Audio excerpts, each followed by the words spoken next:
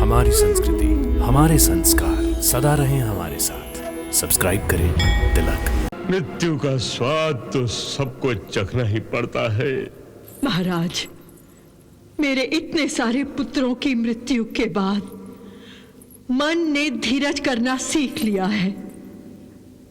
महाराज, मैं अपने भाई से बहुत प्यार करती थी, परंतु उसकी चतुराई और कुटिलता के कारण उस पर क्रोध भी बहुत आता था। परंतु आज उस पर क्रोध नहीं, दया आ रही है। ईश्वर गांधार नरेश शकुनी की आत्मा को शांति दे। मामा श्री के मृत्यु के बाद मुझे ऐसा लग रहा है अश्वत्थामा कि मेरी आत्मा ही मुझको छोड़कर चली जा रही है। उन्होंने हर भले बुरे में मेरा साथ दिया था। अश्वत्थामा, ये मेरा जीवन कर्ण और मामा श्री के ही तो देन था। इन दोनों के ही बल पर मैं भरतखंड का सम्राट बन पाया था और मामा श्री ने ही पांडवों को जुए में हराकर मुझे सम्राट बनाया था। धिक्कार है मेरे शौर्य पर, धिक्कार है मेरे बाहुबल पर।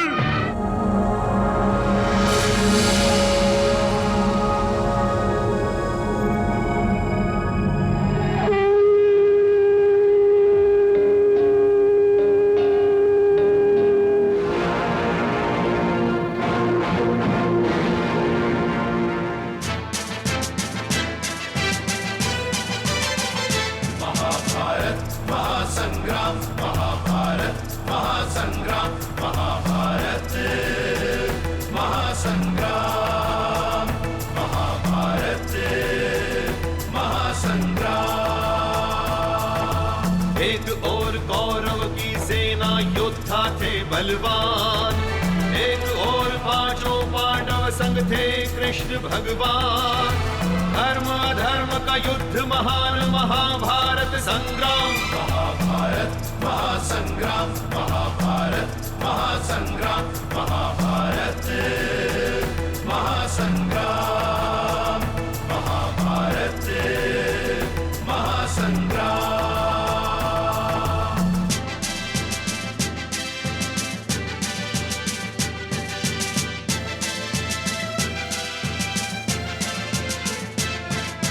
दुर्योधन शकुनी मामा ने द्यूत क्रीड़ा रचाई थी। पांडव सारे दाव हारते हार गए द्रौपदी भी। हरी सभा में वस्त्र हरण करवाता है दुर्योधन। किसी ने किया विरोध नहीं, ना गुरुजन ने ना पितृजन। चीख रही द्रौपदी बिचारी, लाज बचाए कौन। शक्तिहीन बैठे सब पांडव, सारी सभा है मौन। फिर द्रौपदी की लाज बचाते आके कृष्ण भगवान। महाभारत, महासंग्राम, महाभारत, महासंग्राम, महाभारत, महासंग्राम, महाभारत, महासंग्राम।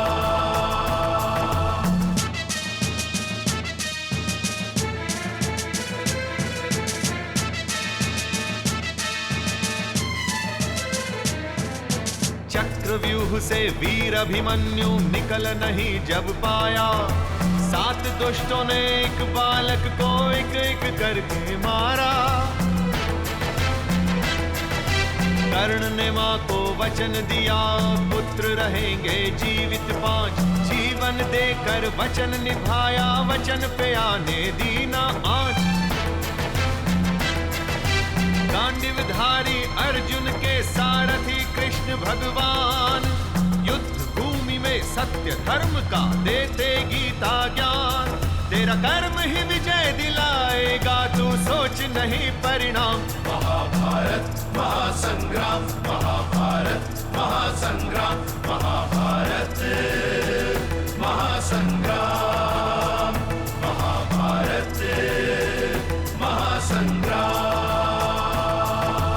बहुत बड़ी बड़ी बातें करता था वो अंधपुत्र, अपने प्राणों के भय से रणभूमि छोड़कर भाग गया। कायर का पुत्र कायर ही निकला। अब दुर्योधन के भाग जाने के बाद यह युद्ध समाप्त ही हो गया समझो। नहीं पार्थ, दुर्योधन के भाग जाने से यह युद्ध समाप्त नहीं हुआ। संपूर्ण जीत तब होती है जब शत्रु की संपूर्ण हार हो। ये क्या कह रहे हो केशव? ठीक ही कह रहा हूं। शत्रु पक्ष की संपूर्ण हार तभी होती है जब शत्रु पक्ष के राजा का वध किया जाता है, या फिर हारने वाला राजा जीतने वाले राजा की शरण में आ जाता है। अब आप ही बताइए भैया कि पांडवों की संपूर्ण जीत कैसे हुई?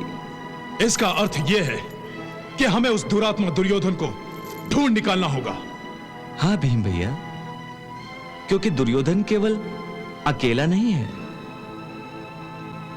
उसके साथ अश्वत्थामा, कृतवर्मा और कृपाचार्य जैसे योद्धा भी हैं जो इस युद्ध का पासा पलटने की क्षमता रखते हैं।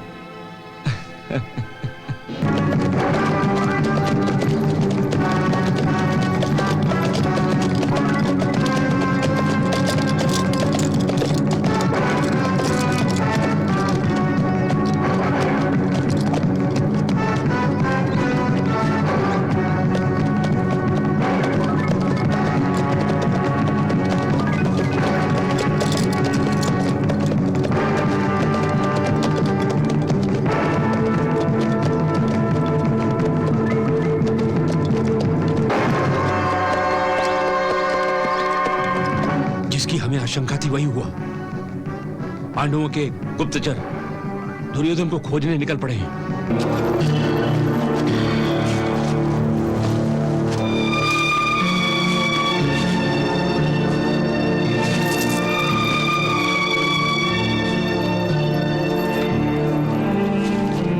केवल गुप्तचर ही नहीं आचार्य, स्वयं पांडव, दुर्योधन और हमें ढूंढते हुए यहां तक पहुंच गए हैं।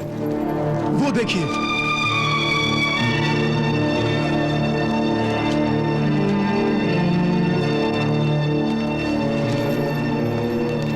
अच्छा हुआ भीम ने हमें नहीं देखा, परंतु यदि भीम ने दुर्योधन के छुपने के गुप्त स्थान को देख लिया तो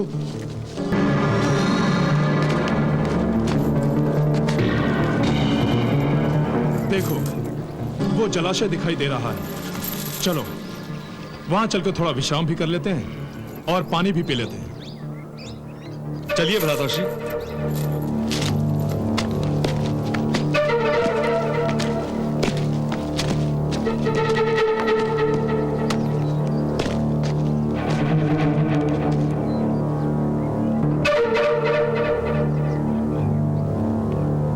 देख रहे हो नकुल?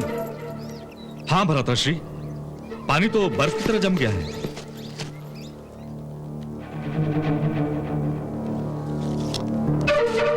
आश्चर्य है, ठंड तो इतनी अधिक नहीं है, फिर भी पानी जमकर बर्फ हो गया है।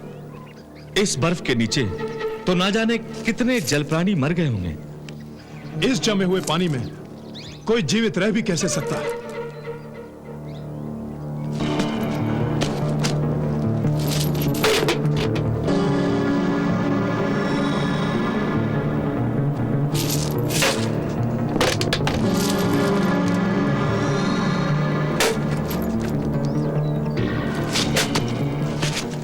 बड़े भैया, यहां रुककर हमें अपना समय नहीं गंवाना चाहिए। यहां तो कोई छुप ही नहीं सकता। हाँ नकुल, तुम ठीक कह रहे हो। चलो चलते हैं। चलिए।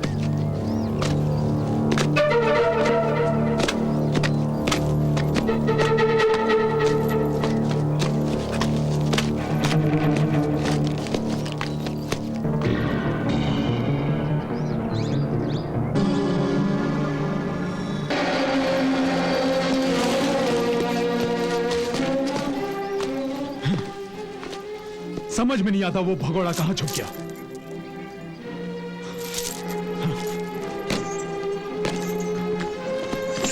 चलो सारथी।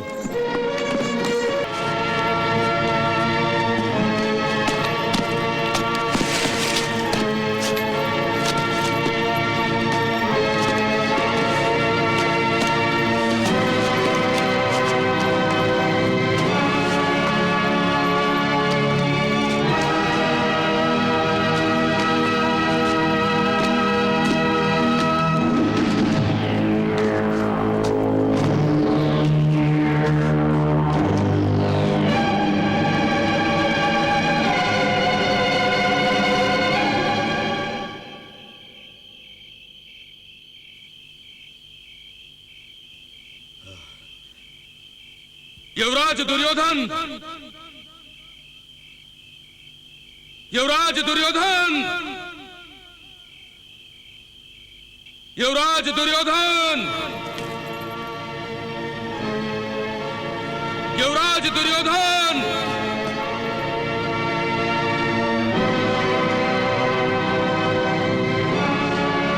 युवराज दुर्योधन।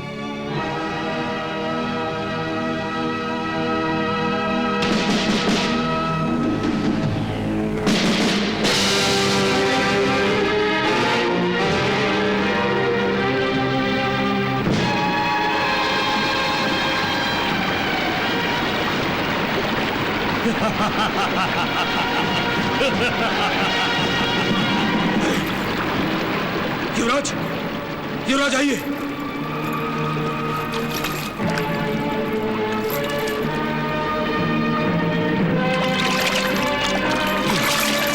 युवराज, युवराज,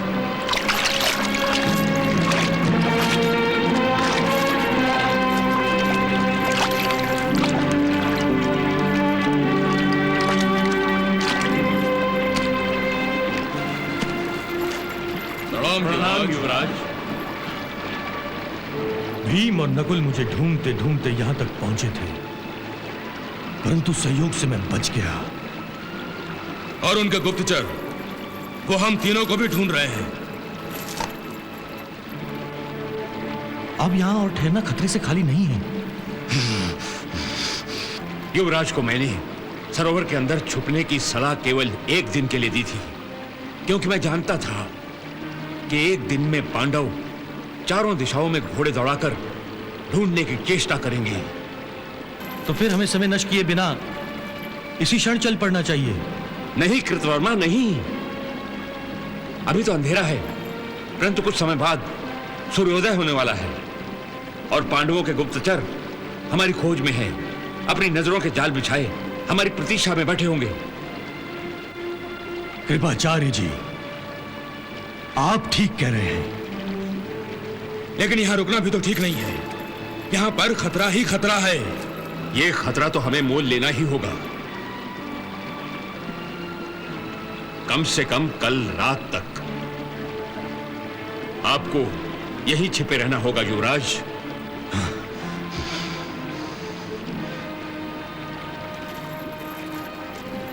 प्रणाम युवराज।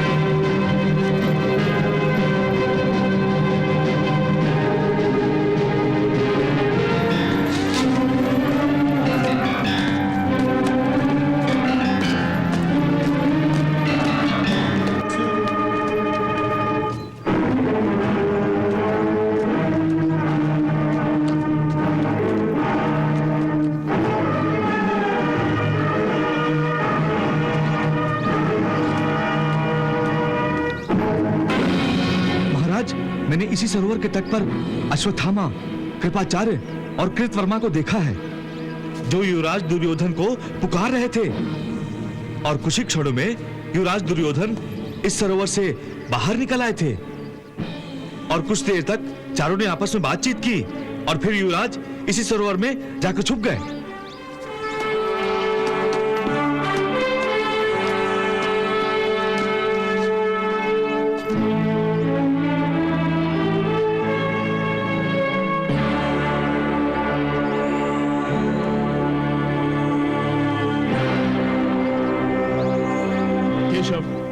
मैं दुर्योधन की खोज करते करते इसी सरोवर के तट पर आकर रुक गया था, परंतु स्तंभित जल को देखकर मैं अचंभित हो गया था। यदि मुझे उसी समय पता चल जाता कि वो कायर यहीं छुपा बैठा है, तो मैं अपनी गदा से उसी समय उसकी धज्जियां उड़ा देता। बड़े भैया ही इस सरोवर के जल स्तंभन को नष्ट करेंगे। आज मैं अभी इस सरोवर के जल स्तंभन को नष्ट करके महाभारत के मुख्य अपराधी को सबके सामने लेकर आता हूं। नकुल,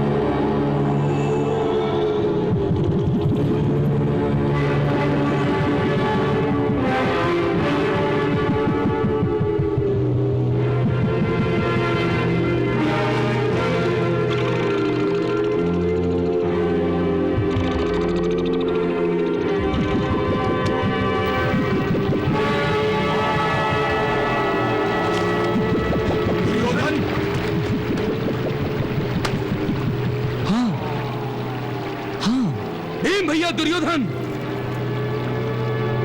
दुर्योधन!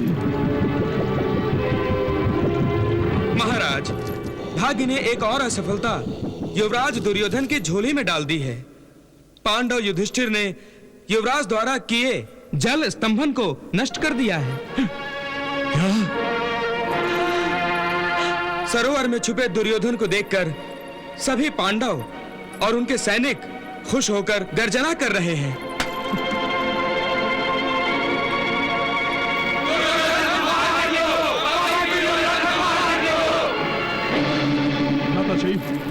देख लिया कुरुकुल के कलंक को।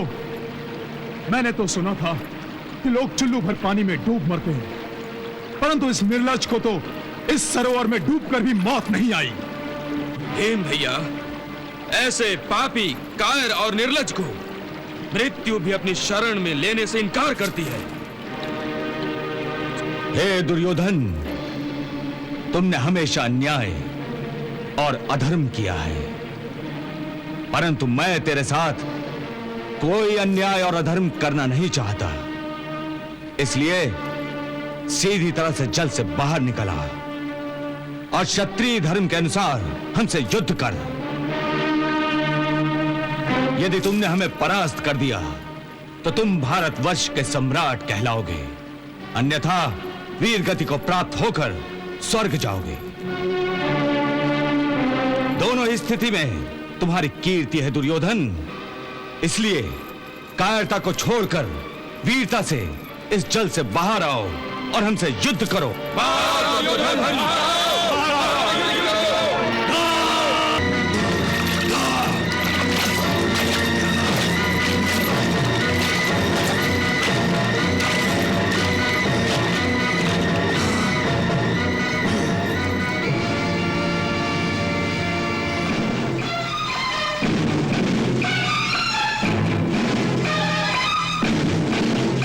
अच्छा ही हुआ दुर्योधन कि तुम युद्ध करने के लिए तैयार हो गए।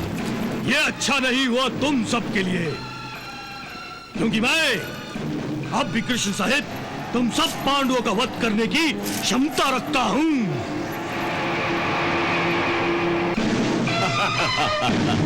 युधिष्ठिर, मैं निशस्त्र होकर भी तुम्हारे और तुम्हारे चारों भाइयों का वध करूंगा। मेरे सारे भाई मारे गए, अब तुम मेरे हाथों मारे जाओगे। ठीक है, तो विलंब क्यों? हम तत्काल युद्ध आरंभ करते हैं। तुम पांचों मुझ अकेले से युद्ध करोगे? हाँ, भला इसमें आपत्ति क्या है? ये सरासर अधर्म है, अधर्म। वाह, परंतु यही अधर्म से तुमने अभिमन्यु का वध किया था। तुम सभी ने मिलके अकेले अभिमन्यु का वध किया था। उस समय अधर्म का विचार नहीं आया था। परंतु दुर्योधन, मैं तुम्हें विश्वास दिलाता हूं कि ये पांडव तुमसे अधर्म नहीं करेंगे। बड़े भैया तो साक्षात धर्मराज हैं। वो तुमसे धर्म से ही युद्ध करेंगे। मैं तुम्हें आश्वासन देता हूं, युद्ध होगा और तुम्हारी इच्छा के अनुसार होगा। तुम जिस शस्त्र से युद्ध करना चाहोगे, उसी शस्त्र के साथ तुम्हारे साथ युद्ध किया जाएगा। अरे, इसे तो केवल बड़ी बड़ी बातें करने की आदत है। और यदि इसने युद्ध किया तो गदा से नहीं करेगा, क्योंकि यह जानता है कि यदि इसने गदा चुन ली तो इसे मुझसे युद्ध करना पड़ेगा। और यदि इसने मुझसे युद्ध किया तो यह जानता है कि यह मेरे हाथों से बच नहीं सकेगा। यह कार क्या मुझसे युद्ध करेगा भ्राताश्री? यदि इसमें अपनी जान की बाजी लगाने की हिम्मत होती तो इसकी जगह इसका कोई न कोई भाई जीवित होता। यह तो सदा ही अपने प्राणों की चिंता करता रहा, कभी किसी भाई की रक्षा करने के लिए आगे नहीं आया। अपने सामने इसने सबको मरवा दिया। यह क्या मुझसे युद्ध करेगा? इसके सामने मैंने दुशासन का वध किया, परंतु बड़ा भाई होकर भी इसने दुशासन की रक्षा नहीं की। यदि कोई दूसरा भाई होता तो अपने भाइयों के वध का प्रतिशोध लेने के लिए मेरे साथ युद्ध करके मेरा वध करने की आकांक्षा करता, परंतु ये तो भगोड़ा निकला। ये क्या मुझसे युद्ध करेगा?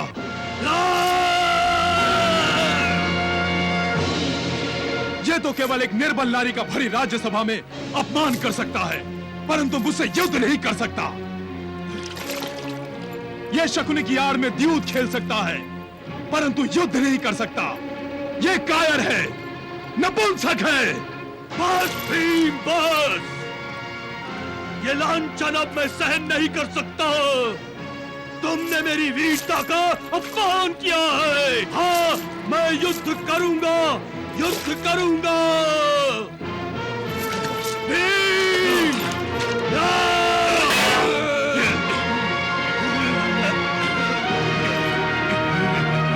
भीम, मैं तुम्ही से युद्ध करूंगा, तुम्ही से। मैं पितामह, द्रोण, शल्य, कर्ण, मामा शकुनी, मेरे सभी पुत्रों और भाई, मित्रों, रिश्तेदारों और सभी योद्धाओं का प्रतिशोध तुम्ही से लूंगा भीम, तुम्ही से।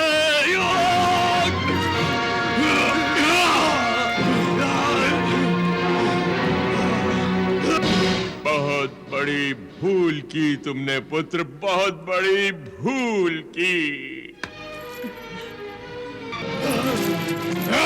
बड़े भैया, प्रतिशोध के आवेश में आकर होश मत गंवाइए। ये मत भूलिए कि दुर्योधन साधारण गदाधर नहीं है। आप दोनों एक ही गुरु के शिष्य हैं। बलराम भैया ने आप दोनों को महान गदाधर बनाया है। आज इस बात का फैसला हो जाएगा कि सर्वश्रेष्ठ गदाधर कौन है। आज मैं इस पांडवों के जन्मजात बैरी को सदा मौत की नींद सुला दूंगा। आज मैं महाराज युधिष्ठिर को अंतिम विजय दिलाकर ही दम लूंगा। हाँ बड़े भैया, मैं जानता हूं आज आप अपनी प्रतिज्ञा अवश्य पूरी करेंगे और इस दुर्योधन की जांघों को तोड़कर इसका वध करेंगे। ये मेरा दृढ़ विश्वास है।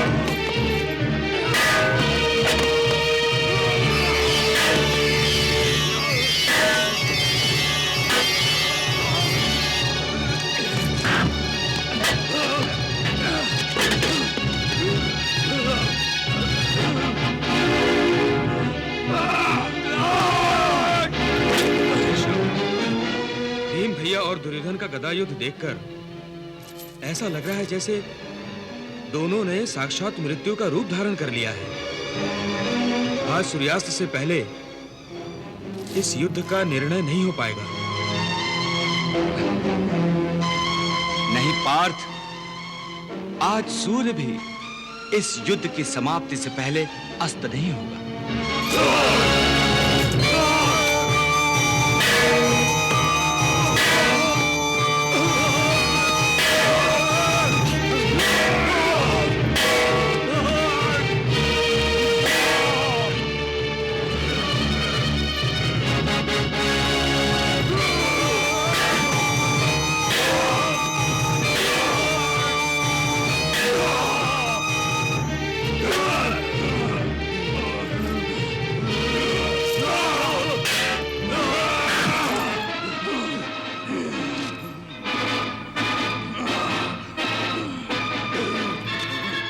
आज दुर्योधन भी इसी संकल्प के साथ युद्ध कर रहा है, जीतेगा या अपने प्राण हार जाएगा।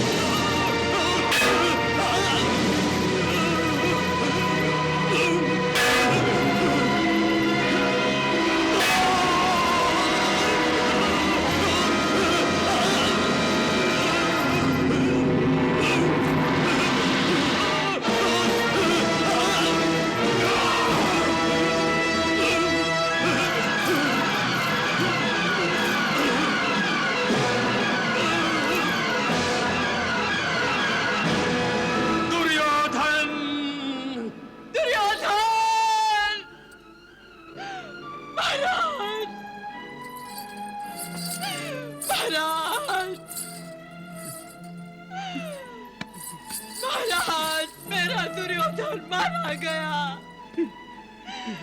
मेरा पुत्र मारा गया।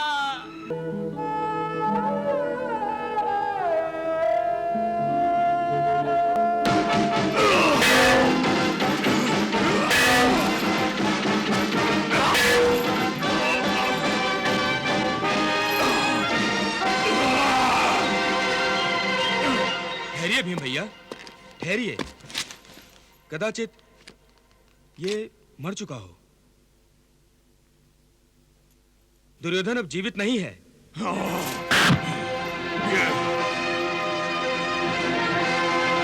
ये मर चुका है। दुर्योधन मर चुका है। दुर्योधन का वध हो गया। हम ये युद्ध जीत गए। हम विजयी हो गए। दुर्योधन का वध हो गया। हम विजयी हो गए।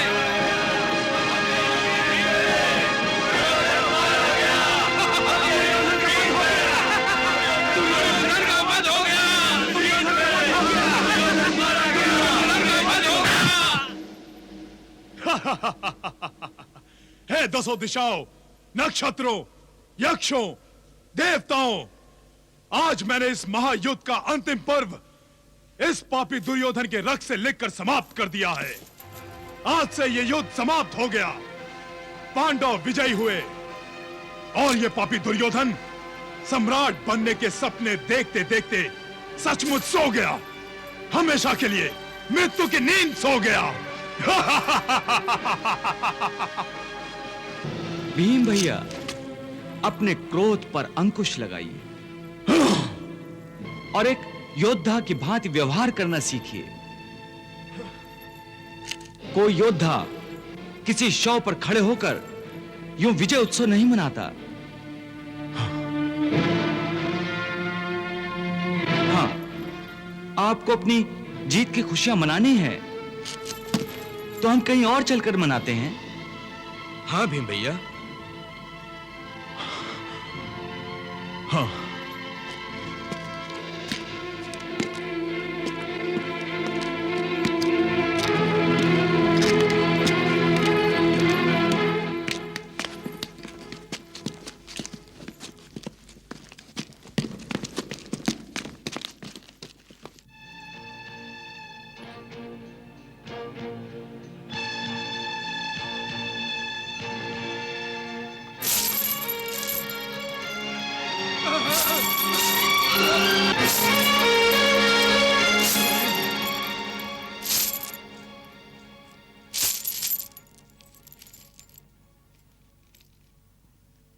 क्या मेरा पुत्र जीवित है? जी महाराज, युवराज दुर्योधन जीवित हैं। परंतु पांडव तो। महारानी जी, जिस प्रकार युवराज दुर्योधन जल स्तंभन की विद्या जानते हैं, उसी प्रकार उन्हें लंबे समय तक सांस रोकने की विद्या का भी ज्ञान है। और दुर्योधन ने उसी विद्या का प्रयोग करके सांस रोककर पांडवों को भ्रमित कर दिया। युवराज, युवराज, आपकी ये दशा।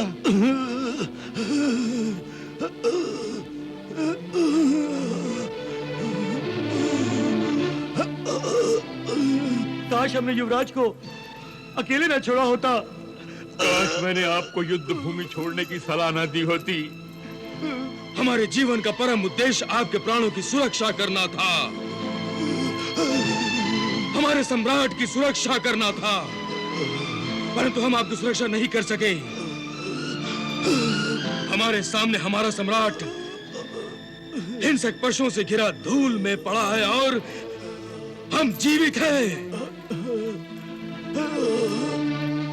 धिक्कार है हमारे जीवन पर, धिक्कार है हमारी वीरता पर, और धिक्कार है हमारी मित्रता पर। महाराज, हम अपनी इच्छा से जीवित नहीं हैं, बल्कि हमारे भाग्य ने हमें दंड देने के लिए जीवित रखा है, ताकि हम अपने ही हाथों से अपने पुत्रों को तिलांजलि दे सके। तुम ठीक कह रही हो गांधारी। संसार में माता पिता के लिए सबसे बड़ी सजा यही होती है कि उनके जीते जी उनके पुत्रों की मृत्यु हो, उनकी अर्थी उठे। मित्र, मैं कृपाचार्य कृतवर्मा के सामने तुम्हारे रक्त से सनी हुई इस मिट्टी को अपने हाथों में लेकर प्रतिज्ञा करता हूं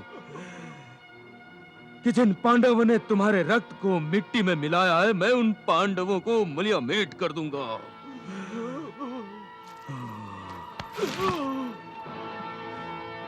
मैं आज रात ही इस अंधकार में पांडवों के शिविर में जाकर, जब वो सो रहे होंगे, मैं उन पांचों पांडवों को मृत्यु की नींद सुला दूंगा। मेरा विश्वास करो युवराज, मैं सूर्य की पहली किरण निकलने से पहले ही उन पांचों पांडवों का वध करके ही लौटूंगा। हाँ युवराज, मुझे बस आज्ञा दीजिए। अवश्य, अवश्य।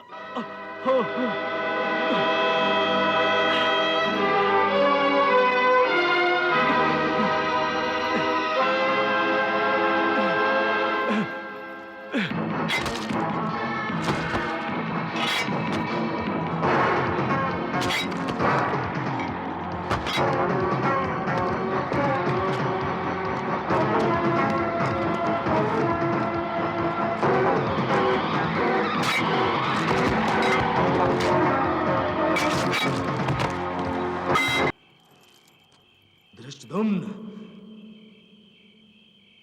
कौन है? तुम्हारी मृत्यु। अश्वत्थामा, हे कायर धृष्टद्युम्न, तूने मेरे पिता की हत्या चेत अवस्था में की थी, परंतु मैं तुझे सचेत अवस्था में मारूंगा।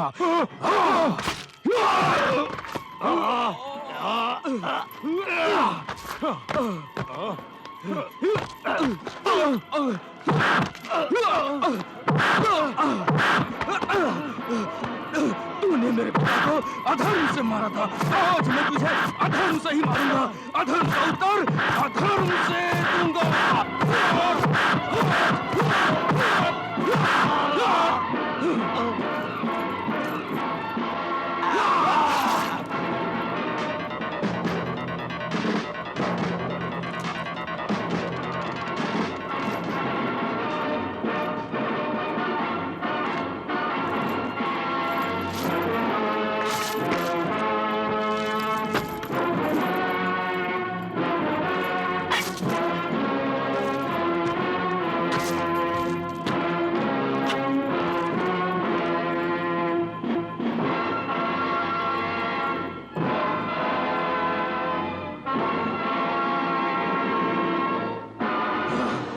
श्री, मैंने पापी धृष्टद्युम्न की हत्या करके अपने पिता का प्रतिशोध ले लिया।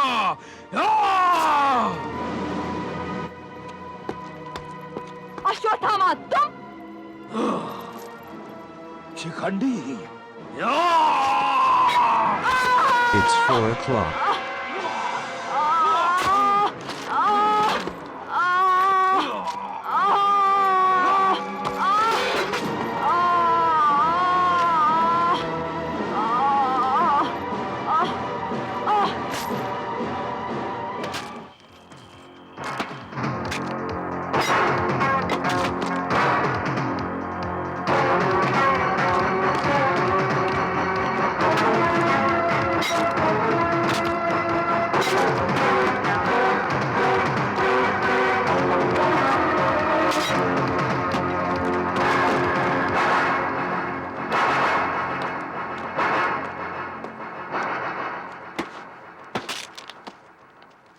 महाराज, अश्वत्थामा के रूप में साक्षात महाकाल पांडवों के शिविर की ओर बढ़ रहा है।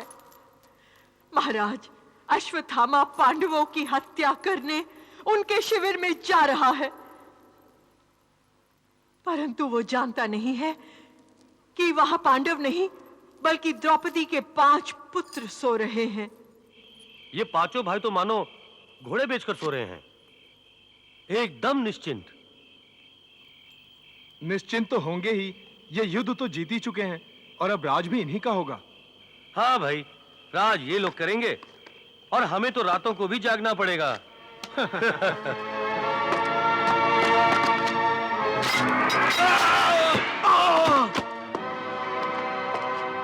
ठहरो अश्वत्थामा, मैं भी तुम्हारे साथ अंदर चलता हूं। नहीं, लेकिन वो 5 हैं और तुम अकेले। मेरी प्रतिज्ञा के आड़े कोई नहीं आएगा।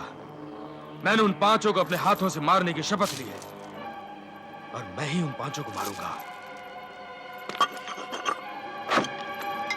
तुम दोनों बाहर पहरा दो।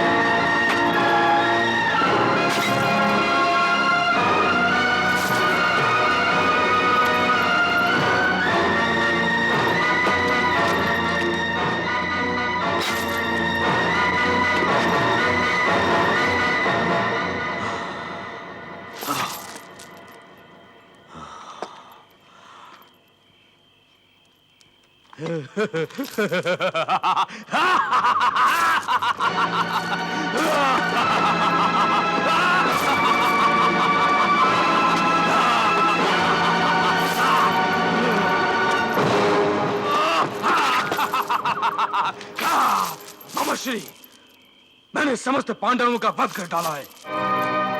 मेरी प्रतिज्ञा अब पूरी हो गई है। मेरे प्रतिशोध का अध्याय भी समाप्त हो गया है।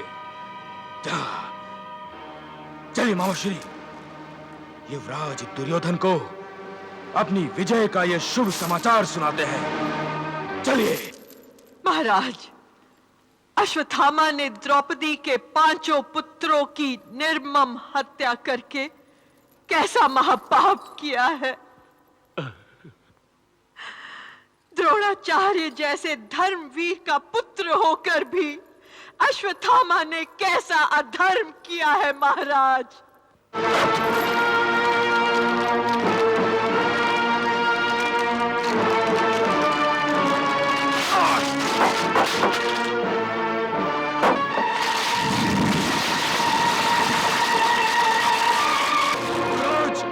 युवराज मैं जीत गया। युवराज मैं जीत गया। युवराज, युवराज मैंने 5 पांडवों का वध कर डाला। युवराज, युवराज, युवराज, ये देखो, ये देखो, मैंने पांडवों के रक्त से अपनी ये तलवार रंग ली है। देखो, देखो, देखो, मैंने 5 पांडवों के रक्त से अपने ये हाथ धोए हैं। देखो युवराज, ये रक्त। मैंने अपने पिता श्री के हत्यारे धृष्टद्युम्न को भी मार डाला। मैंने शिखंडी को भी परलोक पहुंचा दिया। मित्र अश्वत्थामा। हाँ मित्र, हाँ। तुमने मुझे ये समाचार सुनाकर धन्य कर दिया।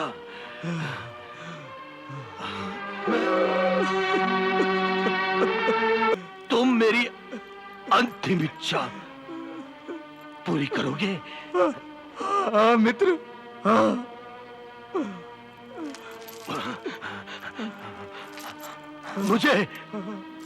मुझे उन 5 पांडवों की मृत्यु का समाचार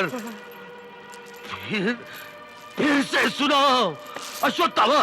हाँ, हाँ, फिर से सुनाओ। मित्र, मैंने 5 पांडवों के शिविर में घुसकर उनको सोते में ही एक एक करके मार डाला।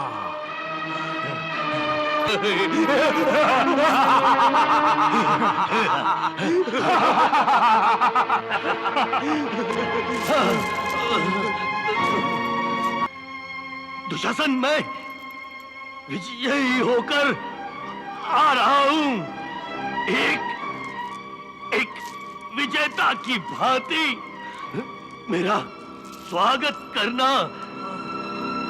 एक विजेता की भांति विजेता दुर्योधन आ रहा है।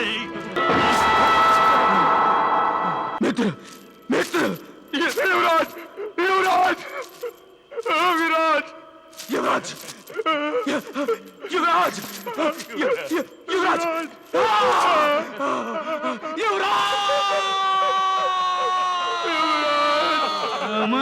समाचार सुन पांडव वध का, विजय गर्व में फूला फूला। बदले की संतुष्टि में पगला, मृत्यु का दारुण दुख भी भूला।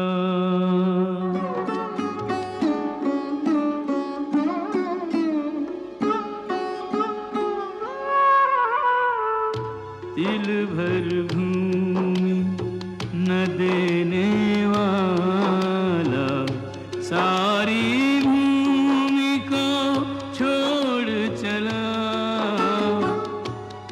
राज मुकुट का अभिलाषी था, धूल की चादर ओढ़ चला,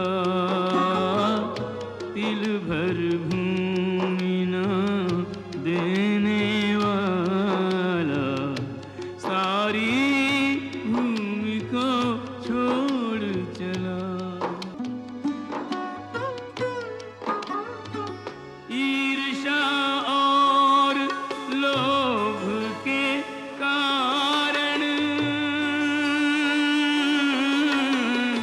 ईर्ष्या और लोभ के कारण लुप्त हो गए सद्गुण सारे। अब क्या सोचे आंखें मूंदे, अब क्या मांगे हाथ पसारे। गगन के तारे तोड़ने वाला, तड़प तड़प दम तोड़ चला, तिल भर भूमि न देने वाला, सारी भूमि को छोड़ चला। राज मुकुट का अभिलाषी था, धूल की चादर ओढ़ चला, तिल भर भूमि न देने वाला, सारी भूमि को छोड़ चला। हे अश्वत्थामा, तुम स्वयं अपना तिरस्कार करोगे। इस जीवन से जिसे आज तुम बहुत प्रेम करते हो, तुम्हें उसी से घृणा होने लगेगी। तुम मृत्यु के लिए भीख मांगोगे, परंतु तुम्हें मृत्यु आएगी नहीं। हाँ, परंतु तुम्हें मृत्यु आएगी नहीं। नहीं मधुसूदन, नहीं, ऐसा न कहो। मुझे इतना भयंकर दंड मत दो मधुसूदन, इतना भयंकर दंड मत दो। अश्वत्थामा, ये दंड तो तुम्हें भुगतना ही पड़ेगा। प्रारब्ध ने तुम्हारे कर्मों का यही फल निश्चित किया है। जो जैसा करेगा वो वैसा भरेगा। जाइए भीम भैया, और अश्वत्थामा के माथे से वो दिव्य मणि निकाल लीजिए। अब उस पर अश्वत्थामा का कोई अधिकार नहीं रह गया है।